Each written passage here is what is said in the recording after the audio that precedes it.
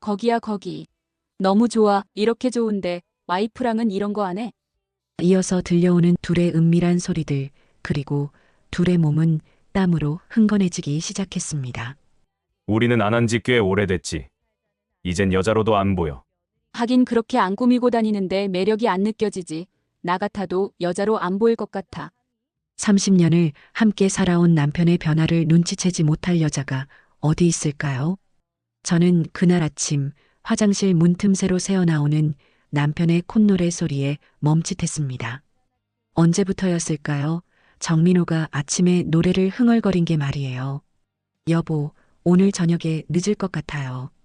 거울 앞에서 평소보다 오래 머리를 다듬던 남편이 던진 말에 저는 국그릇을 놓는 손이 잠시 멈췄습니다. 목소리에 묘한 탄력이 있었거든요. 마치 어딘가 나들이를 앞둔 아이처럼 들뜬 그런 톤이었어요. 무슨 일인데요? 아, 국민학교 동창회가 있어서요. 오랜만에 친구들 만나려고요. 그 순간 저는 젓가락을 든 손이 공중에 멈춰 있는 걸 느꼈습니다. 동창회라고요? 결혼한 지 30년 동안 남편 입에서 동창회라는 말을 들어본 적이 있었나요? 오히려 나이 들어서 무슨 동창회냐며 코웃음 치던 사람이 정민호였는데 말이에요. 갑자기요?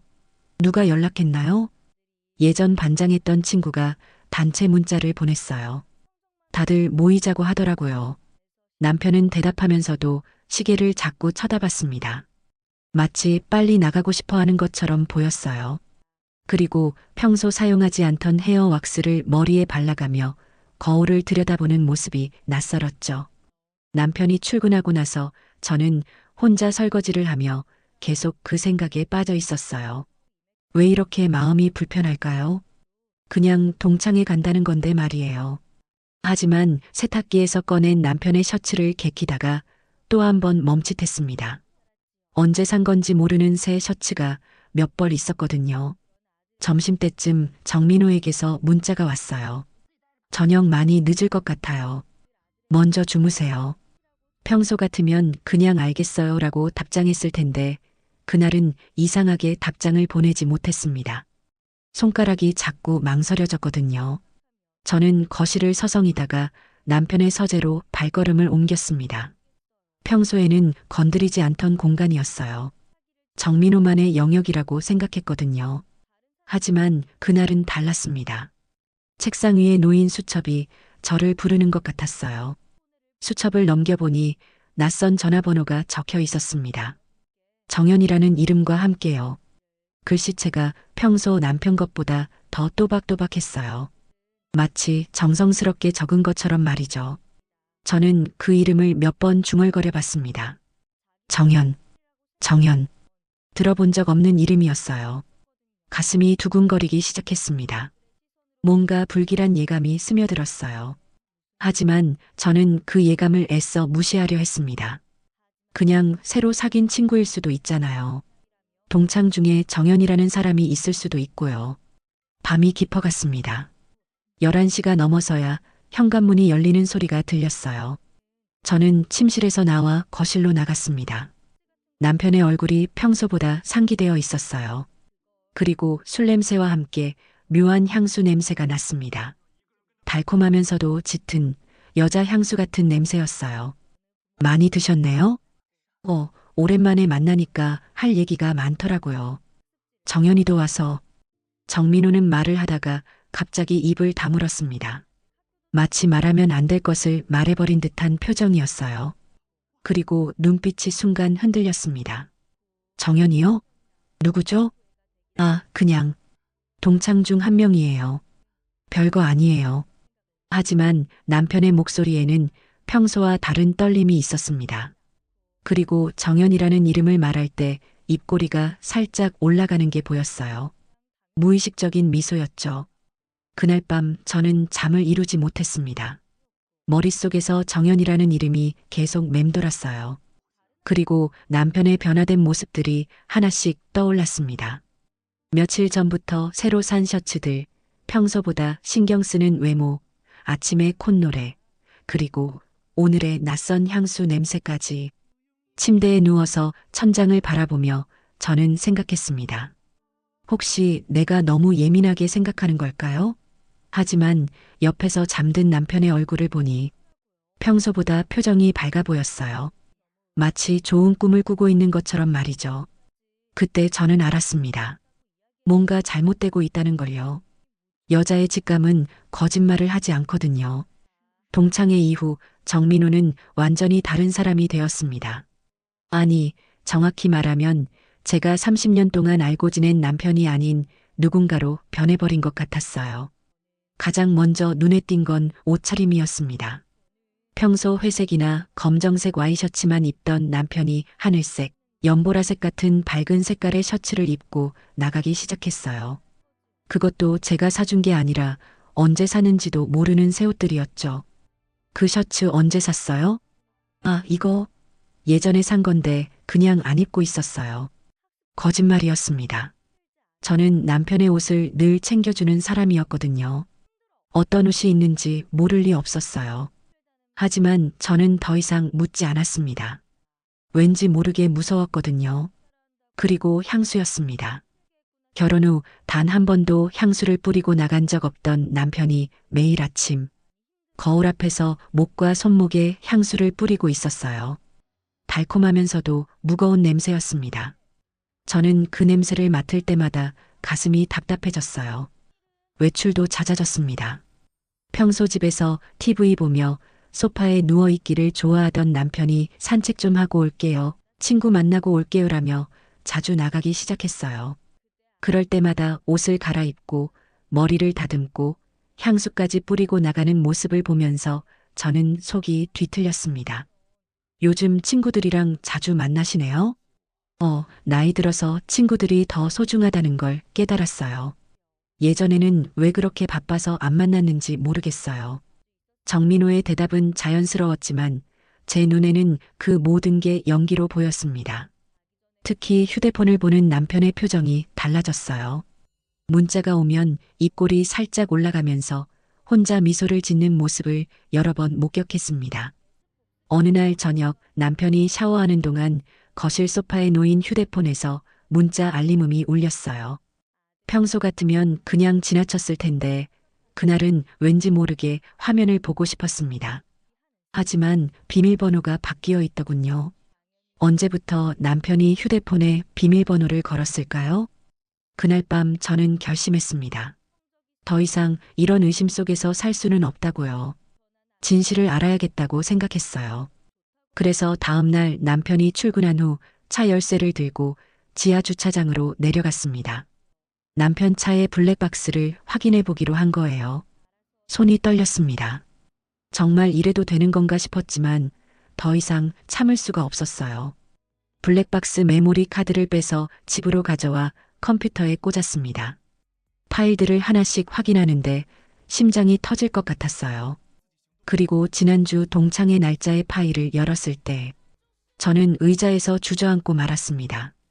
음성만 녹음된 파일이었지만 그 안에는 남편의 목소리와 함께 여자의 목소리가 들려왔어요. 낮고 부드러운 그리고 묘하게 끌리는 목소리였습니다.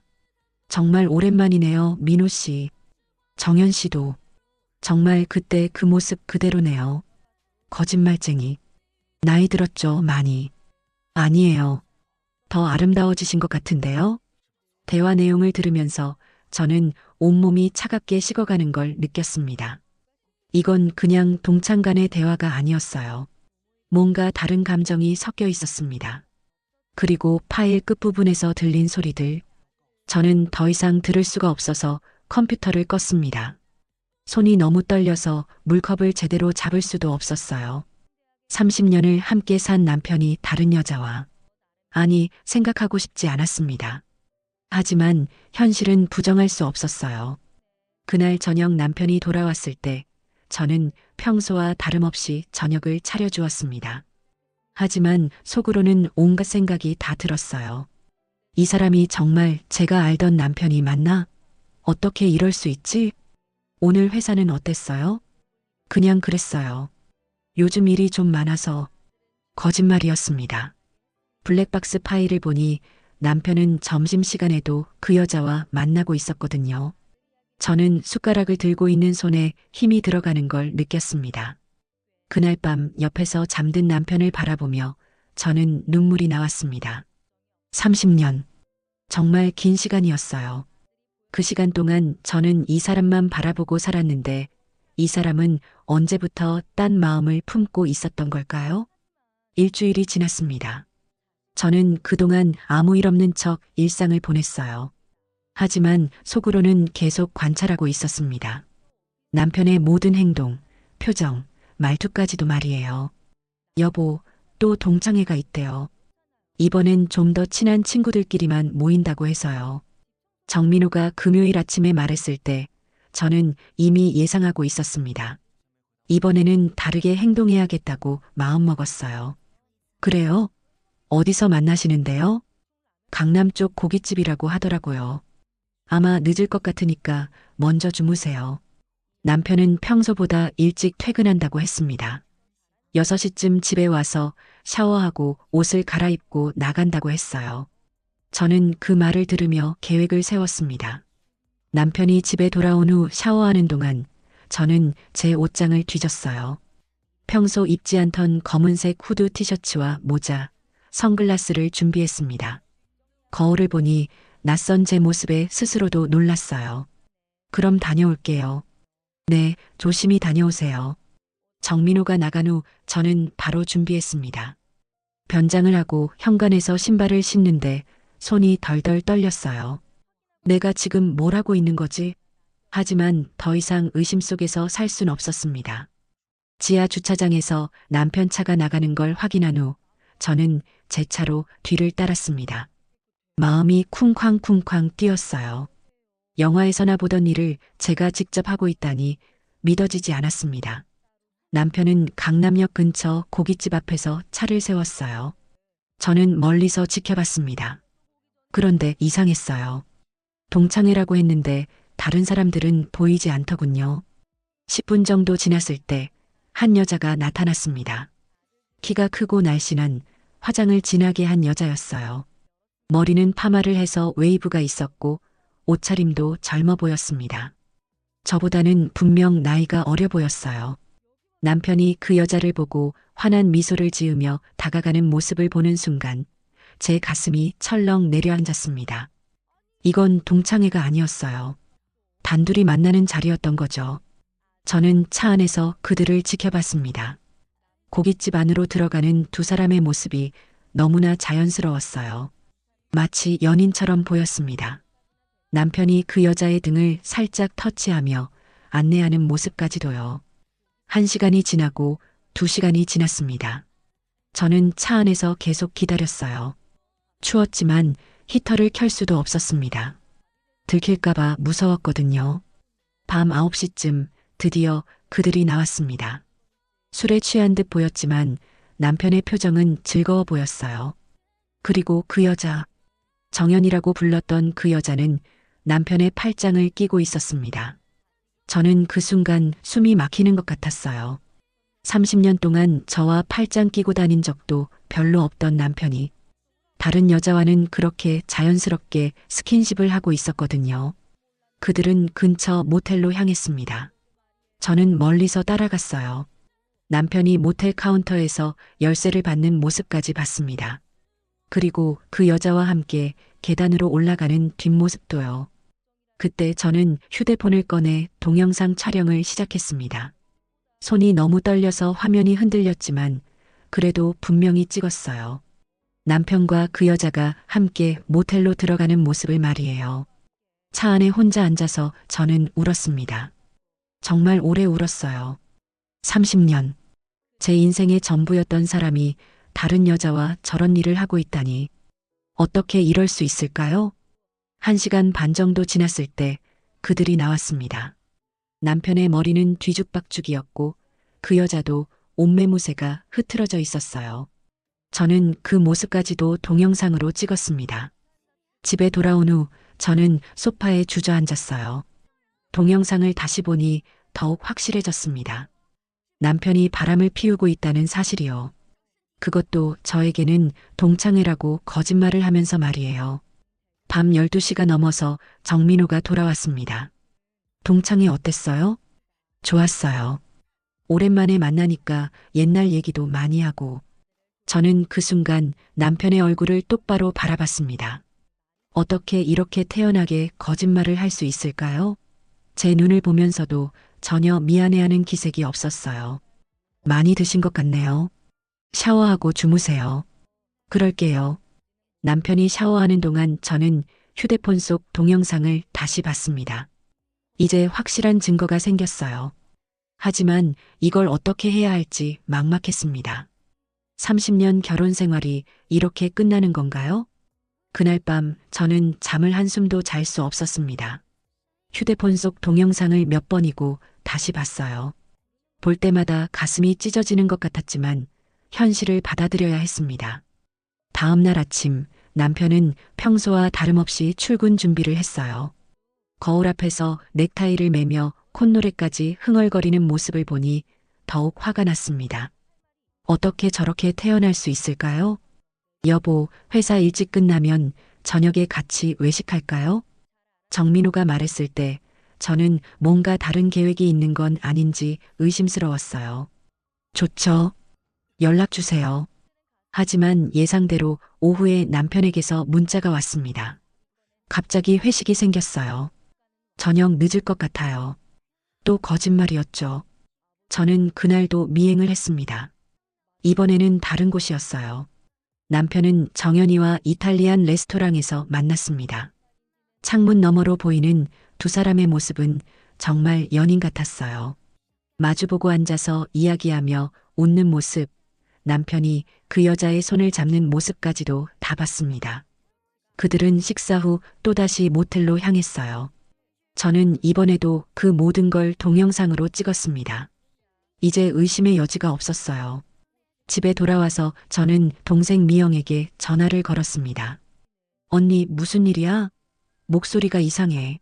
미영아, 나 좀 봐줄 수 있어? 다음날 미영이 집에 왔을 때 저는 모든 걸 털어놨어요. 블랙박스 녹음 파일부터 제가 직접 찍은 동영상까지 모두 보여줬습니다. 언니, 이 개자식이 정말. 미영은 화를 내며 소리를 질렀어요. 하지만 저는 오히려 차분해져 있었습니다. 며칠 동안 혼자 끙끙 앓으면서 이미 마음의 정리가 된 것 같았어요. 이제 어떻게 할 거야, 언니? 확실하게 끝내려고. 그날 저녁 정민호가 돌아왔을 때 저는 거실 소파에 앉아서 기다리고 있었습니다. 테이블 위에는 제가 찍은 사진들과 USB가 놓여 있었어요. 여보, 무슨 일이에요? 왜 이렇게 심각한 얼굴로? 앉으세요. 저는 남편을 마주보며 말했습니다. 목소리가 생각보다 차분하게 나왔어요. 이게 뭔지 아세요? 테이블 위 사진을 가리키며 물었습니다. 남편의 얼굴이 순간 하얗게 변했어요. 이건 어떻게 찍었느냐고요? 당신이 동창회 간다고 거짓말할 때마다 제가 따라가서 찍은 거예요. 정민호는 사진을 보더니 털썩 소파에 주저앉았습니다. 그리고 고개를 들지 못하고 바닥만 바라봤어요. 여보, 이건 변명하지 마세요. 이것도 보세요. 저는 휴대폰으로 동영상을 틀어줬습니다. 남편이 정연과 함께 모텔로 들어가는 장면이었어요. 남편은 동영상을 보더니 갑자기 무릎을 꿇었습니다. 미안해요. 정말 미안해요. 제가 정신이 나갔어요. 남편은 눈물을 흘리며 애원했어요. 하지만 저는 전혀 동요하지 않았습니다. 이미 마음의 결정을 내린 후였거든요. 정연이가 누구죠? 초등학교 동창이에요. 정말 우연히 만나게 됐는데. 우연이요? 그래서 모텔까지 우연히 가게 된 거예요? 정민호는 대답하지 못했습니다. 그냥 계속 무릎을 꿇고 고개를 숙이고 있었어요. 그때 남편의 휴대폰에서 문자 알림음이 울렸습니다.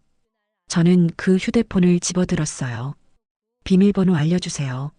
여보, 그건 알려달라고 했어요. 정민호는 떨리는 목소리로 비밀번호를 말했습니다. 문자를 확인해 보니 정연에게서 온 거였어요. 오늘 만날 수 있어요? 보고 싶어요. 라는 내용이었습니다. 지금도 연락하고 있었군요. 저는 휴대폰을 남편 얼굴 앞에 들이밀었습니다. 정민호는 더욱 작아졌어요. 이제 선택하세요. 저 여자를 택할 거면 지금 당장 나가세요. 아니면 그 여자와 완전히 끝내세요. 남편은 한참 동안 말이 없었습니다. 그리고는 고개를 들어 저를 바라봤어요. 정연이와는 끝낼게요. 정말로요. 당신을 잃을 순 없어요. 하지만 저는 그 말을 믿을 수 없었습니다. 이미 신뢰가 완전히 깨져버렸거든요. 짐 싸서 나가세요. 당분간 떨어져 지내면서 생각해보죠. 여보, 나가달라고 했어요. 결국 정민호는 그날 밤 집을 나갔습니다. 저는 혼자 남은 집에서 또 울었어요. 하지만 이번 눈물은 전과 달랐습니다. 분노와 결연함이 섞인 눈물이었어요. 남편이 집을 나간 후 며칠은 정말 조용했습니다. 30년 동안 익숙했던 남자의 존재감이 사라지니 집안이 텅 빈 것 같았어요. 하지만 슬픔보다는 오히려 홀가분한 기분이 들었습니다. 미영이 매일같이 안부를 물었어요. 언니 괜찮아? 혼자 있으니까 어때? 생각보다 괜찮아. 오히려 편한 것 같아. 정말 그랬어요. 남편 눈치를 보며 밥을 차려줄 필요도 없고 언제 들어올지 모르는 사람을 기다리며 초조해할 필요도 없었으니까요. 하지만 이대로 끝낼 순 없었습니다. 저는 정연이에 대해 더 알아보기로 했어요. 인터넷을 뒤져보니 생각보다 쉽게 정보를 찾을 수 있었습니다. 이혼한 지 10년 된 여자였어요. 아이는 없고 혼자 살면서 여러 남자들과 만나고 있다는 소문이 동창 모임에서 나돌고 있었습니다. 저는 정민호의 동창들에게 연락을 해봤어요. 남편과 가까웠던 몇 명의 번호는 알고 있었거든요. 형수님, 웬일이세요? 민호 동창의 얘기 좀 들어봤는데 정연이라는 분이 있다면서요? 아, 정연이요? 그 여자 좀 문제가 있어요. 이미 몇 명 남자들이랑 말이 많았거든요. 역시 그랬습니다.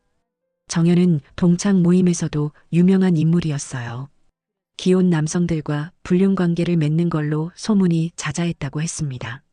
민호가 그 여자랑 뭔가 있나요? 글쎄요. 요즘 동창회에 나올 때마다 정연이랑 붙어 있긴 해요. 저는 더 이상 참을 수 없었습니다. 이 사실을 더 많은 사람들이 알아야 한다고 생각했어요. 먼저 정민호가 다니는 골프장에 전화를 걸었습니다. 남편과 함께 골프를 치는 사람들에게 슬쩍 말을 흘린 거죠. 민호 씨가 요즘 동창 여자와 좀 가까워졌다는 얘기가 있던데 혹시 아세요? 그런 얘기가 있어요? 저도 확실하지는 않은데 그냥 소문만 들었어요. 소문은 생각보다 빨리 퍼졌습니다. 며칠 후 정민호에게서 전화가 왔어요. 여보, 골프장 사람들이 이상한 얘기를 하는데. 무슨 얘기요? 나랑 정연이랑 뭔가 있다는 식으로 말하는 사람들이 있어요. 그래요? 왜 그런 얘기가 나올까요? 저는 일부러 모르는 척했습니다. 남편의 목소리에서 당황스러움이 느껴졌어요. 다음에는 남편이 다니는 교회에도 알렸습니다. 교회 권사님들께 조심스럽게 말씀드린 거죠. 민호 집사님이 요즘 좀 이상해 보이시지 않아요? 어떻게요? 동창 여자분과 자주 만나신다는 얘기가 있더라고요. 혹시 상담이 필요한 건 아닐까 해서요. 교회는 더욱 빨랐습니다. 며칠 안에 목사님께서 직접 정민호에게 연락을 하셨다고 들었어요. 일주일 후 정민호가 집에 찾아왔습니다. 얼굴이 많이 상해 있었어요. 여보, 이게 무슨 일이에요? 왜 사람들이 다 아는 거예요? 뭘 아는데요? 나랑 정연이 얘기요. 골프장에서도 교회에서도 다들 아는 것 같아요. 저는 어깨를 으쓱했습니다. 그럼 안 그러시면 되죠. 뭐 떳떳하지 못한 일이라도 하셨나요? 정민호는 대답하지 못했습니다. 그리고 한참 후에 입을 열었어요. 정연이랑은 정말 끝났어요. 더 이상 만나지 않을게요. 그래요? 정말로요? 정말이에요. 이제 집에 들어가도 될까요? 저는 고개를 저었습니다. 아직 믿을 수 없어요. 좀 더 시간이 필요해요. 그때 정민호의 휴대폰이 울렸습니다. 화면에 정연이라는 이름이 떠올랐어요. 남편은 당황하며 전화를 끊었지만 저는 다 받습니다. 아직도 연락하고 있잖아요. 아니에요, 이건 나가세요. 더 이상 할 말 없어요. 정민호는 결국 또 집을 나갔습니다. 하지만 저는 이제 확신했어요. 이 사람은 변하지 않을 거라는 걸요. 그리고 저도 더 이상 이런 관계를 지속할 수 없다는 걸요. 그날 밤 저는 변호사 사무실에 전화를 걸었습니다. 이혼 상담을 받기 위해서였어요. 더 이상 뒤돌아보지 않기로 결심한 거죠. 변호사 상담을 받은 후 저는 마음이 한결 정리되었습니다. 이혼 절차와 위자료 청구에 대한 구체적인 방법을 알게 되니 길이 보이기 시작했어요. 증거 자료가 충분하시네요. 이 정도면 위자료 청구에 문제 없을 것 같습니다. 변호사는 제가 준비한 동영상과 음성 파일들을 보고 고개를 끄덕였어요. 그리고 상간녀에게도 손해배상을 청구할 수 있다고 알려줬습니다. 집에 돌아와서 저는 정연에게 내용 증명을 보내기로 했어요. 변호사를 통해서 말이죠. 그 여자도 책임을 져야 한다고 생각했거든요. 며칠 후 정민호에게서 다급한 전화가 왔습니다. 여보, 정연이가 갑자기 1,000만 원을 달라고 해요. 당신이 변호사를 통해서 뭔가 했다면서요? 당연하죠. 위자료 청구하는 거예요. 저 여자도 책임져야죠. 그런데 정연이가 돈이 없다고 해요. 어떻게 하면 좋을까요? 정민호의 말을 들으니 어이가 없었습니다. 지금 누구 편인지 모르겠더라고요. 그건 그 여자가 알아서 해야 할 일이에요. 왜 당신이 걱정해요? 하지만 뭐요? 설마 당신이 대신 내주려는 건 아니죠? 전화 너머로 침묵이 흘렀습니다. 그 침묵이 모든 걸 말해주었어요. 정말 그럴 생각이세요? 여보, 정연이가 너무 힘들어해요. 이혼한 지 오래돼서 경제적으로 어려운 상황이라고. 저는 그 순간 전화를 끊어버렸습니다. 믿을 수 없었어요. 남편이 여전히 그 여자를 감싸고 있다니. 다음날 미영이 집에 왔을 때 저는 모든 얘기를 했어요. 언니, 그 개자식이 정말 끝까지 가는구나. 상간녀 뒷바라지까지 하겠다는 거야? 그런 것 같아. 나는 이제 정말 끝이야. 그날 오후 정민호가 집에 찾아왔습니다. 손에는 통장과 도장을 들고 있었어요. 여보, 정연이 문제는 내가 해결할게요. 이걸로 합의금을 내겠어요. 저는 그 통장을 보고 기가 막혔습니다. 저희 부부 공동명의 통장이었거든요. 미쳤어요? 우리 공동 통장에서 그 여자 합의금을 내겠다고요? 다른 방법이 없어요. 정연이가 정말 힘들어해요. 그럼 당신 혼자 돈을 마련하세요. 왜 공동 통장을 건드려요? 하지만 정민호는 이미 마음을 정한 것 같았어요. 그리고 며칠 후 정말로 1,000만 원을 인출해서 정연에게 줬다는 걸 알게 되었습니다. 저는 그때 완전히 포기했어요. 이 사람은 정말 바뀔 생각이 없구나 싶었습니다. 언니, 이제 정말 이혼해야겠어. 미영에게 전화로 말했을 때 동생도 화를 냈어요. 당연하지. 저런 놈이랑 뭘 더 살아? 바로 이혼 소장 넣어.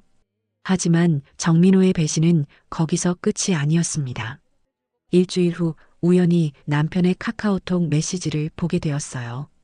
휴대폰을 충전하려고 거실에 둔 사이 메시지 알림이 뜬 거였죠. 정연이에게서 온 메시지였습니다. 오빠 덕분에 문제 해결됐어요. 정말 고마워요. 오늘 저녁에 만날 수 있을까요? 그리고 정민호의 답장. 물론이죠. 몇 시에 만날까요? 저는 그 순간 온몸에 힘이 빠지는 걸 느꼈습니다. 합의금까지 대신 내주고도 여전히 그 여자와 만나고 있었던 거예요. 그날 저녁 정민호가 또 거짓말을 했습니다. 회사 회식이 있어서 늦을 것 같아요. 그래요. 조심히 다녀오세요. 저는 이번에는 미행하지 않았어요. 이미 충분히 봤거든요. 대신 그날 밤 변호사에게 전화를 걸었습니다. 이혼 소장 접수해 주세요. 더 이상 기다릴 수 없을 것 같아요. 알겠습니다. 내일 준비해서 법원에 접수하겠습니다. 정민호가 새벽에 들어왔을 때 저는 거실에서 기다리고 있었어요. 여보, 왜 안 주무세요? 내일 이혼 소장이 접수될 거예요. 뭐라고요? 들었죠? 이혼해요. 더 이상 못 살겠어요. 정민호는 갑자기 무릎을 꿇었습니다. 여보, 다시 한 번만 기회를 주세요. 정말 정연이랑 끝낼게요. 이미 늦었어요. 합의금까지 대신 내주고도 계속 만나는 사람을 어떻게 믿어요? 그건 어떻게 해. 다 알아요. 메시지도 받고 오늘도 만나고 왔죠? 정민호는 더 이상 변명하지 못했습니다. 그리고 저는 확신했어요. 이제 정말 끝이라는 걸요. 이혼 소장을 접수한 후 가장 어려운 일이 남아 있었습니다. 아들 준우에게 모든 사실을 말하는 것이었어요. 35살인 준우는 결혼한 지 3년째였고 저희 부부를 모범 부부라고 생각하고 있었거든요. 엄마, 갑자기 무슨 일이에요? 목소리가 심각하네요. 준우가 집에 왔을 때 저는 오랫동안 고민했던 말을 꺼냈습니다. 준우야, 엄마가 아빠랑 이혼하기로 했어. 네? 뭐라고요? 갑자기 무슨... 저는 천천히 모든 사실을 설명했어요. 아빠의 외도, 제가 직접 확인한 증거들, 그리고 상간녀에게 합의금까지 대신 내준 일까지도 말이에요. 준우는 처음에는 믿지 못하겠다는 표정이었습니다. 아빠가 정말 그런 일을요? 믿어지지 않아요. 엄마도 믿고 싶지 않았어. 하지만 이걸 봐. 저는 동영상과 사진들을 보여줬습니다. 준우의 얼굴이 점점 굳어졌어요. 이런, 아빠가 정말... 한참 동안 말이 없던 준우가 고개를 들었습니다. 엄마, 많이 힘드셨죠? 응, 정말 힘들었어. 엄마가 내린 결정을 지지해요. 이런 상황에서 더 참고 살 이유는 없어요. 준우의 말에 저는 눈물이 났습니다. 아들이 제 편에 서주니 마음이 한결 가벼워졌어요. 아빠한테는 제가 따로 얘기할게요. 엄마는 신경 쓰지 마세요. 며칠 후 준우가 아버지와 만나고 와서 말했어요. 아빠가 정말 후회하고 있다고 하시는데 이미 늦었죠. 엄마 마음 충분히 이해해요. 이혼 조정 신청 후 한 달 만에 첫 조정 기일이 잡혔습니다. 법원에서 정민호를 마주한 건 이혼 소장을 넣은 후 처음이었어요. 남편은 많이 야위어 있었습니다. 정말 이혼하실 건가요?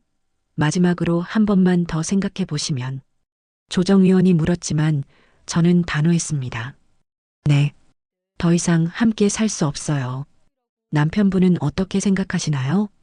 정민호는 한참 동안 고개를 숙이고 있더니 작은 목소리로 말했어요. 제가 잘못했습니다. 아내가 원한다면 이혼하겠습니다. 재산 분할과 위자료에 대해서도 큰 이견은 없었어요. 정민호가 모든 걸 다 인정했거든요. 집은 제가 갖기로 하고 적지 않은 위자료도 받기로 했습니다. 두 번째 조정 기일에서 모든 게 정리되었어요. 30년 결혼 생활이 법원 서류 몇 장으로 정리되는 걸 보니 허무했지만 동시에 후련했습니다. 이제 정말 끝났구나. 법원을 나오면서 혼자 중얼거렸어요. 정민호는 멀리서 저를 바라보고 있었지만 저는 뒤돌아보지 않았습니다. 집에 돌아온 후 저는 오랜만에 깊게 숨을 쉬었어요. 이제 정말 자유였습니다. 누구 눈치도 보지 않고 거짓말에 속지도 않고 의심하며 살지도 않아도 되는 자유 말이에요. 그날 밤 미영이 축하한다며 집에 왔어요. 언니 수고했어. 이제 진짜 언니만의 인생을 살아봐. 그래. 이제 시작이야. 저는 그동안 미뤄뒀던 일들을 하나씩 시작했습니다. 먼저 요가 학원에 등록했어요. 몸도 마음도 건강해지고 싶었거든요. 그리고 예전부터 관심 있었던 수채화 클래스도 신청했습니다. 어머, 새로 오신 분이네요. 반가워요. 요가 학원에서 만난 사람들은 모두 친절했어요. 나이대도 비슷하고 각자의 사연을 가진 사람들이었습니다. 저처럼 늦은 나이에 새로운 시작을 하는 사람들도 있었어요. 저도 몇 년 전에 이혼했어요. 처음에는 막막했는데 지금은 혼자 사는 게 더 좋아요. 같은 반 수강생의 말에 저는 고개를 끄덕였습니다. 아직 완전히 적응한 건 아니지만 조금씩 혼자만의 시간이 소중해지고 있었거든요. 수채화 클래스에서는 제가 생각보다 그림의 소질이 있다는 걸 발견했어요. 정말 처음 그려보시는 게 맞아요? 색감이 너무 좋은데요? 선생님의 칭찬에 저는 기분이 좋았습니다. 30년 동안 저 자신을 위한 시간을 가져본 적이 없었는데 이제야 제가 좋아하는 걸 찾게 된 것 같았어요. 준우도 자주 안부를 물었습니다. 엄마, 요즘 어때요? 많이 외로우시죠? 전혀. 오히려 혼자 있는 시간이 너무 좋아. 정말 그랬어요. 아침에 눈을 뜨면 오늘 뭘 할지 스스로 정할 수 있다는 게 이렇게 좋은 줄 몰랐습니다. 작은 것 하나까지도 제 마음대로 할 수 있다는 자유가 소중했어요. 엄마가 정말 밝아지신 것 같아요. 예전보다 훨씬 생기 있어 보여요. 준우의 말을 들으니 거울을 보고 싶어졌어요. 정말로 제 얼굴이 달라져 있었습니다. 몇 달 전에 초췌하고 지친 모습 대신 생기 있고 당당한 모습이 있었어요. 이혼한 지 반년이 지났을 때 저는 우연히 정연에 대한 소식을 듣게 되었습니다. 정민호와 같은 동창 모임에 나가는 지인을 통해서였어요. 명숙 씨, 그 정연이라는 여자 말이에요. 요즘 큰일 났다더라고요.